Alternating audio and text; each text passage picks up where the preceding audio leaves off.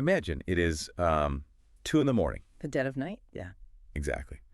And the automated systems at your enterprise, they're just humming along, right? Yeah. Processing thousands of transactions a second. Doing exactly what they were programmed to do. Right. But suddenly, your company's AI automatically rejects a massive multi-million-dollar vendor contract. And, well, nobody is awake to notice. Silent failure. Exactly. Fast forward 6 months later, and a European regulator is knocking on your door. And they aren't just asking for, like, a vague summary of your business practices. Oh, they want the receipts. They are legally demanding to see the exact mathematical deterministic logic behind that specific 2 a.m. decision. And if you can't provide it. Right. If you can't provide it, they are prepared to fine your company up to 7% of your global revenue. Which is astronomical. It's terrifying. You turn to your engineering team, and they just look at you with pure panic because they realize the underlying data and the model states from that specific night they were purged months ago just to save on cloud storage. Because nobody told them to keep it. Exactly. Welcome to the Deep Dive, and welcome to the Corporate Nightmare of 2026. I'm your host, and today we are digging into this massive regulatory shift. And I'm your resident expert, and I can tell you this specific nightmare. It is a sobering scenario, and it is actively playing out in boardrooms all over the world, literally right now. Because for the longest time, we kind of treated enterprise technology, right, particularly software and cloud architecture, as if it had no physical gravity at all. Absolutely. We used all these buzzwords. We loved words like frictionless and agile. It's an app to break things, right? Exactly. We built applications and we deployed these massive algorithmic models with this assumption that they just, I don't know, floated in the digital ether, like they were completely decoupled from the real physical constraints of the world. But the gravity has suddenly and violently returned. It hit the floor hard. That frictionless cloud has turned into a massive, heavy concrete ceiling that is just rapidly lowering on the corporate landscape. The whole era of moving fast and breaking things, it hasn't just ended. It has been actively and aggressively outlawed. It's illegal now to operate that way. Right. And today, we are tearing into a stack of sources that map out this exact crisis. We're looking at some really deep dive financial reports from ETCFO. Those are eye-opening for sure. They really are. Plus, we've got strategic technology roadmaps and vendor analyses from CIO.com, and this truly brilliant, almost surgical operational manifesto by a systems architect named Prasad Bond. The Quiet Architect. It's a fantastic read. It's called The Quiet Architect, yeah. And our mission today is to synthesize all this material to understand how an enterprise actually survives this environment. Because the stakes really are existential at this point. I mean, whether you are a CIO who is just trying to keep your infrastructure from buckling under the pressure. Or a founder trying to scale without getting crushed by regulatory fines, right? Exactly. Or, frankly, if you are simply someone who is insanely curious about how the global economy is actually functioning under the hood today, you have to understand the mechanics of this shift. We are looking at this massive simultaneous convergence. It's the Digital Personal Data Protection Act, or DPDP. Right, which is huge on its own. Plus the rollout of the massive new labor codes, the European Union's AI Act, and these mandatory ESG assurance frameworks. All hitting at the exact same time. It's an avalanche. And to make sense of this, we're going to borrow a lens from a discipline that might seem, I don't know, totally unrelated at first glance. I love this framing, actually. We're going to look at AI and corporate compliance through the design philosophy of Dieter Rams. A total legend. Right. For those who aren't huge design nerds, Dieter Rams is this legendary industrial designer behind all those classic Braun products in the mid-20th century. The stereos, the calculators. The alarm clocks. He championed this singular principle, less but better. He obsessed over unobtrusive design, essential geometry, and functional clarity. Which, you know, initially sounds like a very strange pairing for this topic. I mean, what does a minimalist 1960s radio have to do with enterprise machine learning in 2026? It sounds like a stretch, but hear me out. But as we come through these sources, particularly Bond's manifesto, it actually becomes completely apparent. Rams talked a lot about material honesty. Yes, material honesty. That's the key. Right. It's this idea that a product shouldn't hide what it is or how it works beneath a layer of aesthetic deceit. It shouldn't pretend to be wood if it's plastic. And the biggest crisis in the enterprise right now, the very reason these regulations are causing such widespread panic, is because there is a total lack of material honesty in how we have deployed artificial intelligence. We hid the complexity instead of solving it. We threw a slick user interface over a chaotic black box. Exactly. Let's ground this in the financial reality first, because the ETCFO reporting gives us a real front row seat to the panic that CFOs are feeling. The financial burden is just staggering right now. We aren't just talking about, a slight increase in legal fees or retaining a consultant. Take Sachin Gupta. He's the CFO of LT Foods. Right.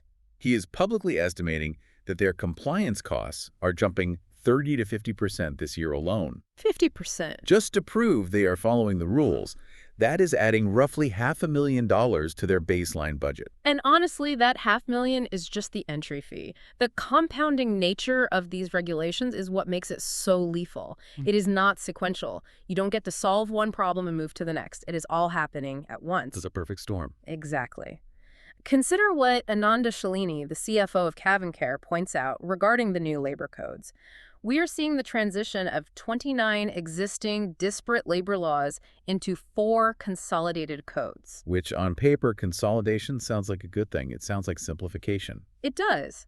But in practice, it fundamentally alters the legal definition of a wage. Okay, let's unpack this, because redefining a wage sounds like, I don't know, a paperwork issue. Yeah. How does that actually break the operational machinery of a company? Mechanistically, it completely shatters legacy payroll software. Think about it. If the government redefines what actually constitutes a wage, that immediately and automatically alters the calculation for Provident Fund contributions. Oh. It changes gratuity payouts. It changes baseline human resources costs.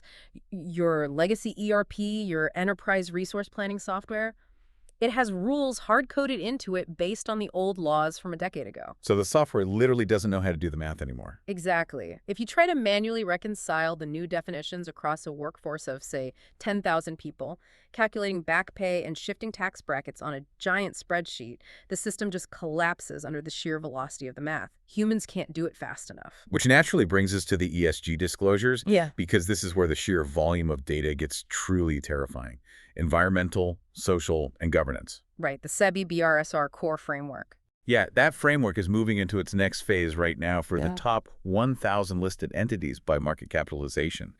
And Anil Gambhir, the CFO at DTDC Express, he makes it very clear in the reporting that this isn't about writing some glossy sustainability report. You can't just put a stock photo of a windmill on a PDF and call it a day anymore. No.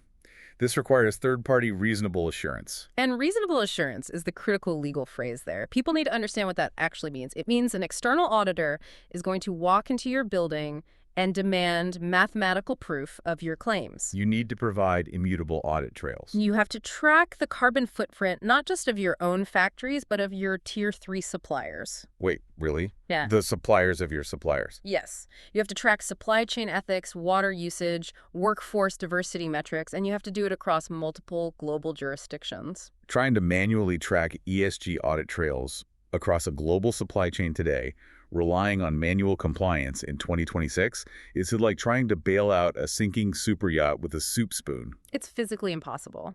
It's not just that human workers are too slow. The sheer velocity and volume of the water will physically break the tool. Historically, when regulations increased, a company just threw human capital at the problem. You just hire an army of compliance officers to manually reconcile the goods and services tax across 50 different states. But in 2026, the velocity of these transactions makes human reconciliation impossible. Which is exactly why the consensus across every single financial leader in the ETCFO report is that automation is no longer a luxury. It is an absolute survival necessity. You cannot hire your way out of this hole. You have to strip away the bloated, manual, human-in-the-loop compliance checks and just automate routine processes to achieve any kind of cost efficiency. You have to embrace the Dieter-Rams approach. Less human intervention, but vastly better automated precision. But wait, if every company knows this is coming and they know the manual approach is like bailing water with a spoon, the natural corporate reflex is to buy a massive industrial pump. And in 2026, that pump is artificial intelligence. That's the go-to solution. Right. Every C-suite executive is deploying massive AI models to ingest the data, optimize the supply chain, and handle the compliance load. But Prasad Bond's manifesto points out this terrifying irony. Why is the integration of automation and AI actually causing more panic instead of solving it? Because the pump they bought to save the ship is actually what is tearing the hull apart. Oh, that's brutal. It is the central tragedy of the current technological era.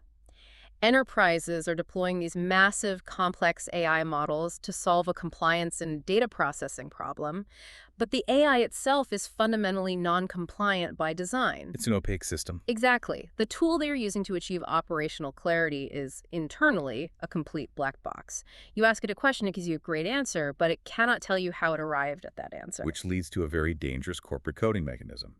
I'm reading this and thinking, a lot of executives are looking at this contradictory mess and thinking, you know what, this is too volatile, let's just wait. Ah, the wait-and-see approach. Right. Let the federal government figure it out, let the courts fight over what AI liability is, and we will build our compliance architecture when the dust actually settles. Which sounds pragmatic, but the CIO.com analysis tears this idea apart. The illusion of regulatory wait-and-see is a fatal trap. It is a massive miscalculation of how legal liability actually works. Right? Yeah. Because recently, there has been significant noise about the White House issuing executive orders aimed at establishing a national framework for AI. Right, directing federal agencies to push back on what they term overly burdensome state-level AI regulation. Okay, let me play devil's advocate here. If I'm a corporate lawyer, couldn't I just use that federal pushback as a legal shield? If a state regulator comes after me, I just point to the White House and say, hey, we're waiting on federal clarity. You can't touch us right now. You could certainly try that argument in court, but you would lose. Absolutely. The vital takeaway from the CIO.com report is focusing on what an executive order does not do. It does not magically erase existing state laws from the books. A state attorney general can still bring a massive, crippling lawsuit against you tomorrow. And it doesn't just stop at the borders, right? Not at all. It completely ignores international jurisdiction. The European Union AI Act is moving to strict enforcement right now. The Indian DPDP is fully active. You cannot shield yourself from the EU with an American executive order. And the penalties for those international frameworks, they are not a slap on the wrist. They are apocalyptic. We are talking about fines of up to 35 million euros, or 7% of a company's global turnover. If you are a multinational corporation pulling in $1 billion, 7% is a catastrophic, potentially company-ending sum. Exactly the point. While the legal systems slowly grind away, trying to define the exact parameters of AI liability, the technology itself is accelerating. It isn't waiting for the courts. Hyperscalers are just pushing forward. Right. Hyperscalers, the massive tech landlords who own the global computing real estate, like AWS, Google, and Microsoft, they are releasing new capabilities at a breakneck pace. We're talking about embedded intelligent agents, automated workflows, co-pilots that have incredibly deep access to your internal corporate data. And the CIO source points out a terrifying timing mismatch here. The features and the cool new capabilities are being pushed to your enterprise software suite every Tuesday. But the controls, the governance wrappers, the audit logs, those almost always arrive in a patch 6 months later. If they arrive at all. Yeah. Which forces a massive shift in liability. The burden of risk management has shifted entirely onto the enterprise purchasing the software. The buyer beware concept on steroids. Exactly. When the regulator audits you for an automated decision your system made, you cannot point the finger at the vendor and say, well, they didn't give us the audit tools yet. The regulator will simply ask why you deployed a tool you couldn't control. So I'm trying to picture this strategically. If I'm a cautious CEO, and I see that the rules are shifting, the fines are apocalyptic, and the software vendors are pushing out features faster than they are building safety rails, wouldn't the only logical move be to freeze? Just pull the plug. Yeah. Just pause all AI deployment across the entire company until a perfect unified regulatory framework exists. It feels like the safe move, I know, but it is actually the fastest way to kill your company. Because your competitors won't stop. It reminds me of the early days of the internet. If you were a retail CEO in 1998 and you declared, we are going to wait for perfect, globally unified cybersecurity and e-commerce regulations before we launch a website. You didn't avoid risk, you just went out of business. Right. Waiting for perfect rules meant you died. Your competitors captured the entire market, they learned how to navigate the messy reality of the web, and they left you behind waiting for a perfect rule book that, frankly, still doesn't exist today. That is the precise dynamic. You cannot pause your way to market dominance. If you freeze your AI adoption today, your competitors will outmaneuver you on cost, on speed, and on capability within 2 quarters. They will just process invoices faster. They will optimize their logistics cheaper. And they will capture your clients. The issue facing the enterprise isn't whether you adopt AI. The issue is how you architect that adoption. You have to assume all software will soon contain AI. And to understand why companies are in so much trouble right now, we really have to look under the hood at how AI was actually integrated into the enterprise over the last few years. The structural flaws. Exactly. We have to examine this massive, almost invisible architectural mistake we made along the way. Right. And this is where Prasad Bhan and the Quiet Architect Manifesto become absolutely essential reading. He calls this mistake the hidden bottleneck. Bond exposes a fascinating and really dangerous disconnect between the boardroom and the server room. The executives sitting up in the C-suite, they view AI as this clean, magical layer of enterprise intelligence. Just a dashboard with a magic button. Right. They see a dashboard that promises autonomous decision-making, optimized for low latency and high throughput. It's just another software feature to them. But the frontline operators see something entirely different. And just to ground this, when we talk about the front line here, we are talking about MLOps engineers, machine learning operations. The folks actually running the machines. Right. These aren't the theoretical data scientists who design the algorithm in a pristine lab. These are the mechanics on the factory floor, the men and women working the night shift, trying to keep these massive, unpredictable neural networks running day to day. And Bond points out that they are staring at an unmonitored black box script. They have no idea what it's actually doing inside. And this brings us back to the structural difference between traditional software and artificial intelligence. Because traditional software is deterministic, right? If condition A is met, execute command B. It is rigid, predictable logic. Exactly. A human can trace the code step by step and understand exactly why a specific output occurred. Oh, the invoice was rejected because line 42 said the date format was wrong. But modern AI, especially these deep learning models we're all using now, is probabilistic. It's not a simple flowchart. It's a massive shifting matrix of mathematical weights and probabilities. It doesn't follow a simple if-then path. It makes an educated guess based on billions of parameters. Yes. And as Bond calmly connects the dots for us, the catastrophic mistake we made was deploying these massive probabilistic data pipelines with zero internal telemetry. We built no physical gauges into the digital system. We treated a probabilistic machine as if it were a deterministic calculator, which is insane. I love Bond's analogy here, contrasting the digital world with physical engineering. He says, and I'm quoting, "You would never build a chemical refinery without pressure gauges on every critical pipe." It would be a literal bomb. Right. Yeah. You would never pump highly volatile explosive fluids through a miles-long pipeline without knowing the pressure, the temperature, and the exact flow rate at a dozen different checkpoints. If a pipe bursts, you need to know exactly which valve failed and why. Yet, that is exactly what we did with enterprise AI. We built massive, high-velocity data pipelines, pumping incredibly sensitive customer information, financial records, and proprietary data through these opaque models. And we put zero pressure gauges on them. None. We just looked at the final output, saw that it looked roughly correct most of the time, and celebrated the efficiency. Which brings us right back to that 2 a.m. nightmare scenario we opened with. A production model makes a probabilistic decision to reject a massive transaction. When the external auditor arrives months later demanding the deterministic logic demanding the receipt for that exact decision, the MLOps engineer is totally paralyzed. Because AI models experience what we call model drift. Right. Explain model drift. So as these models process new data over time, their internal mathematical weights actually shift. They evolve. The model that made the decision at 2 a.m. literally does not exist anymore. Its neural pathways have changed. So you can't just run the same data through it again and get the same answer. Exactly. To reconstruct that exact decision, the engineer needs the precise input data from that millisecond, and they need the exact state of the model's weights frozen in time. But because we built these systems without pressure gauges, the data provenance is completely lost. It's gone forever. This is where the framing device of Dieter Rams and his concept of material honesty is so crucial. Look at a classic Dieter Rams Braun calculator. Beautifully simple. Yes, and materially honest. It does exactly what it appears to do.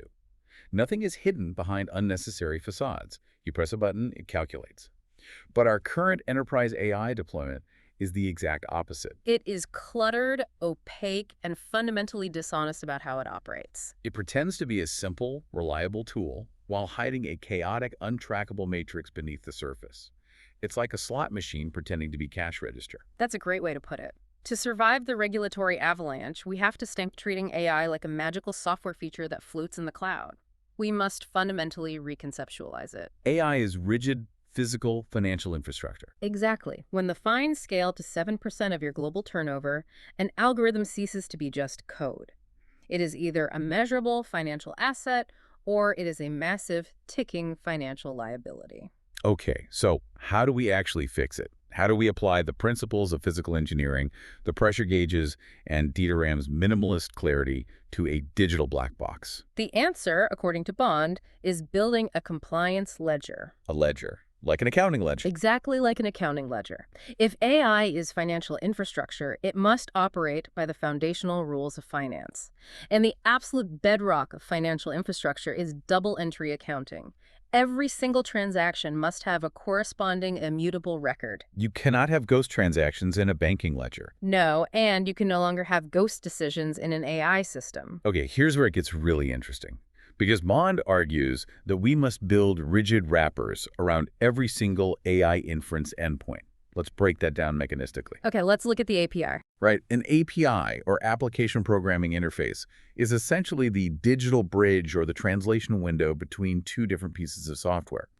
When your internal routing software asks the AI model for a decision, it sends a request across that API bridge. And the inference loop is the exact moment the AI actually computes the answer and sends it back across the bridge. So Bond's ledger requires that the system intervene at that exact moment. For every single decision, the wrapper must execute 4 non-negotiable steps.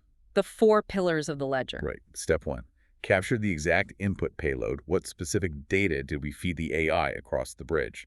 Step 2. Capture the exact output payload. What specific decision did the AI spit back out? Step 3 is the crucial one. Yes. Step 3. Hash that paired record together with a precise timestamp. And step 4. Store that cryptographic hash in an immutable cold storage vault. I want to focus on that third step, the hashing, because it is the magic trick that makes this whole thing defensible in a court of law. Yeah, explain how a cryptographic hash fundamentally locks the data in time. Think of a hash as a mathematical wax seal on a physical document. When you combine the input data, the output data, and the timestamp, an algorithm generates a unique string of characters. That's the hash. Okay. This string is entirely unique to that specific combination of data.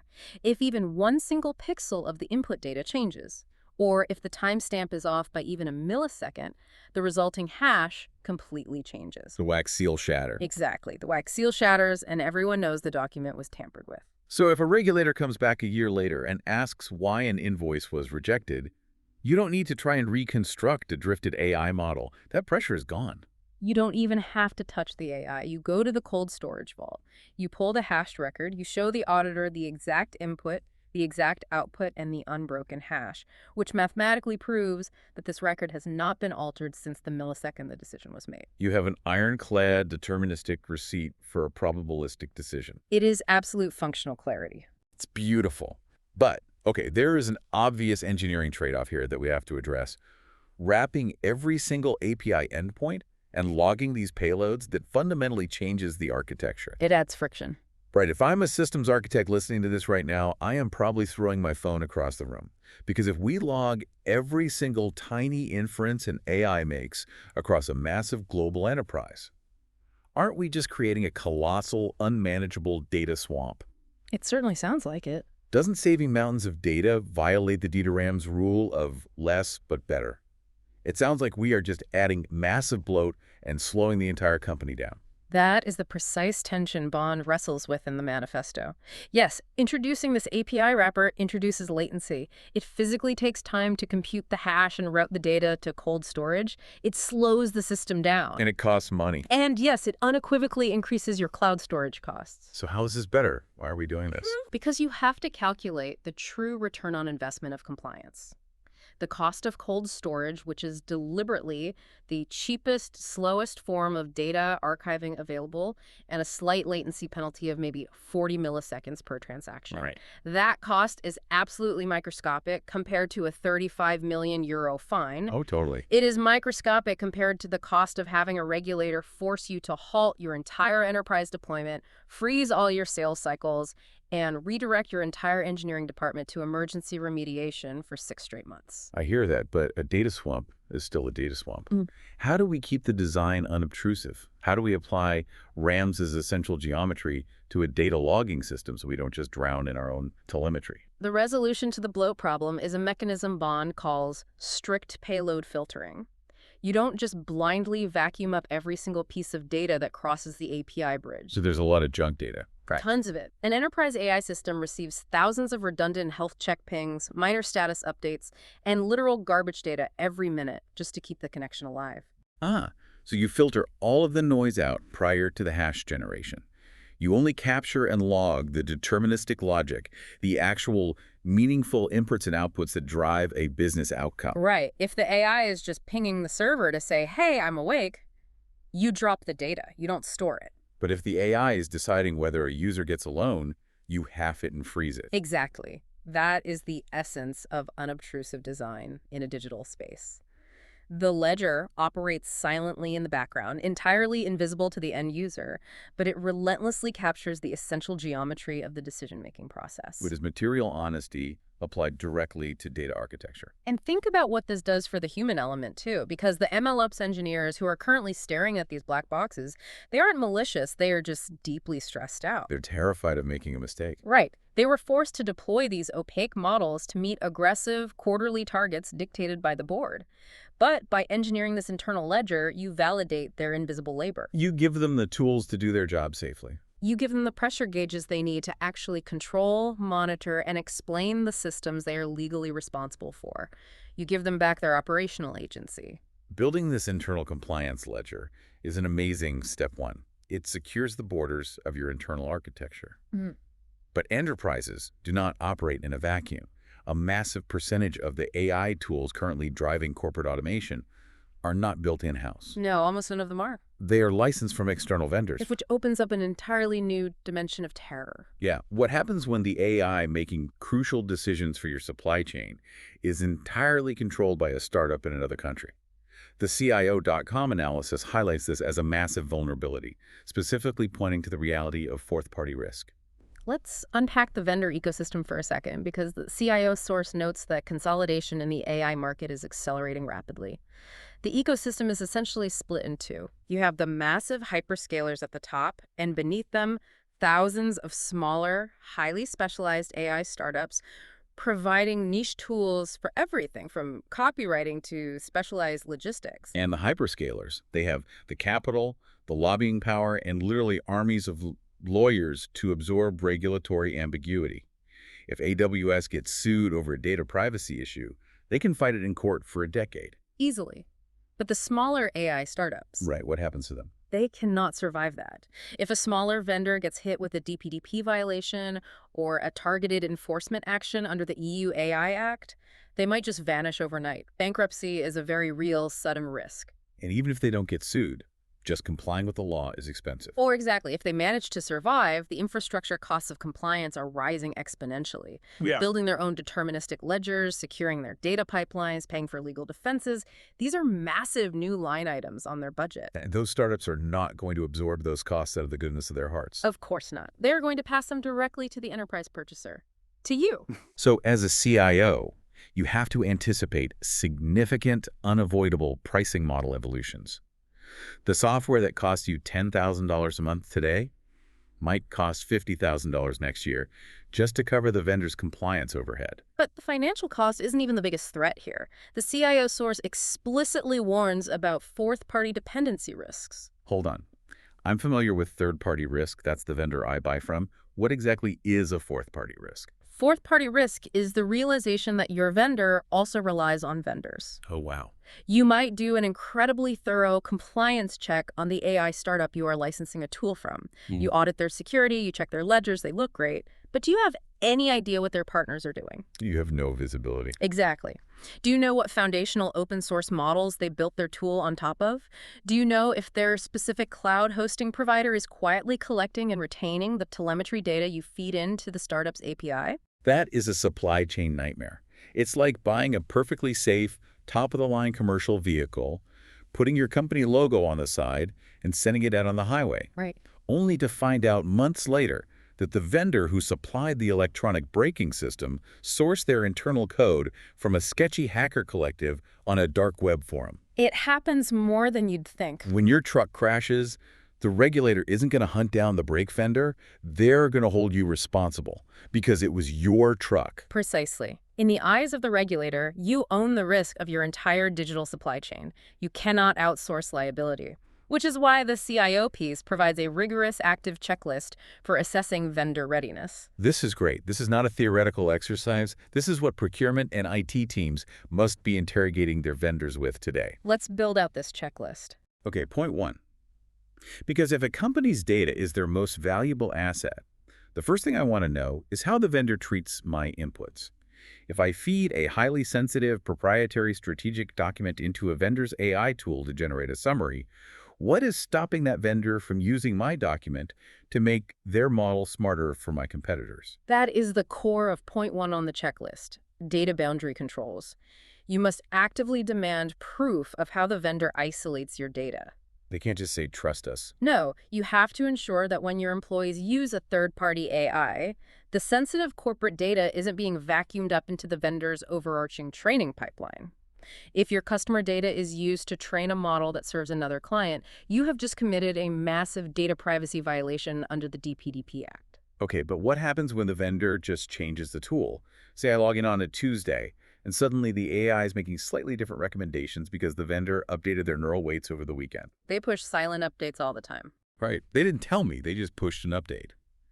How do I defend my decisions if the underlying intelligence is constantly shifting beneath my feet? This is exactly where your internal compliance ledger becomes your absolute last line of defense. How so?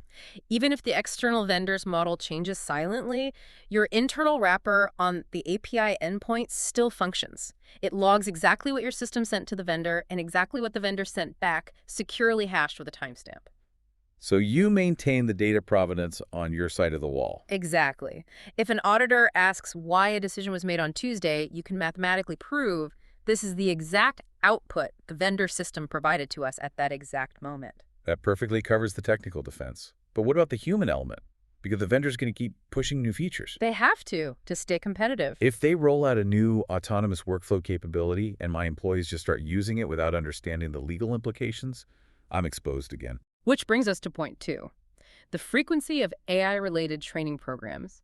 If the vendor's tools and capabilities are changing quarterly, your internal corporate training cannot happen just once a year in a boring mandatory seminar. Right, it's too slow. Your workforce might be misusing a new feature, assuming it's safe because it's in the sanctioned software suite, without realizing it violates a brand new compliance protocol. Training must be as agile as the software deployment itself. I imagine we also can't treat every vendor the same, right? The startup that generates marketing copy doesn't pose the same risk as the AI routing our global logistics. That is point three, mission-critical triage. You have to aggressively segment your vendors based on risk. So treat them differently. Yes. If an AI tool is purely experimental or low impact, you strictly limit its access to core enterprise data and you sandbox it, keep it isolated. But if a vendor is mission critical to your revenue or operations, they require a fundamentally deeper level of audit, scrutiny, and architectural redundancy. You have to ask, if this vendor disappears tomorrow, does our business stop? And the final piece of the puzzle has to be the legal paperwork itself. Are the contracts we signed 2 years ago going to protect us when the EU AI Act fully bites? Almost certainly not. That's point four, contractual flexibility. The regulatory language is going to change rapidly. If your contract with a vendor doesn't explicitly state, in fluid terms, who is liable, When a new classification of regulation drops, you will be left holding the bag. Need it out? You need contracts that mandate the vendor must maintain compliance with evolving global standards, or you reserve the right to instantly sever the connection without financial penalty. Wow. Okay, mapping out this third and fourth party risk, rewriting contracts, auditing external vendors, that takes months, maybe years of grueling legal and technical wrangling. It's a massive undertaking. But the 2026 compliance avalanche is happening right now. You cannot wait months to find out if your own internal architecture is legally defensible. You need to know if your house is on fire today. So how do we validate this system immediately? How do we prove to the board that the infrastructure is broken before the auditor shows up with a fine? This is where Prasad Bond's brilliance moves from architectural theory to brutal operational reality. I love this part. He introduces a mechanism he calls the null log blackout protocol. It is a surgical, agile, strategic shift designed to be deployed, tested, and validated in exactly 48 hours. The 48-hour agile strategic shift. Let's break down this no-log blackout protocol, because anyone who has ever worked in a Fortune 500 company knows that getting anything approved, let alone deployed, in 48 hours sounds like absolute science fiction. It sounds totally impossible. Usually just scheduling the meeting to discuss the deployment takes 3 weeks. It sounds impossible because corporate culture usually tries to boil the ocean. They try to launch massive company-wide transformations all at once. Bond's approach relies on what he calls fractured prototype discipline. Fractured prototype discipline. Right. You absolutely do not try to wrap your entire enterprise architecture in a weekend. You impose severe, non-negotiable boundary conditions. You isolate a single, incredibly low-risk internal AI microservice. I'm trying to picture this. We find something boring, maybe a minor internal recommendation engine that suggests articles on the corporate intranet, or a low-level routing script that categorizes IT support tickets. We isolate one tiny tool. Then what? You force route just 1% of that specific tool's inference traffic through the strict logging API wrapper, the deterministic ledger we designed earlier. Just 1%. Just 1%. You are not touching 99% of the traffic.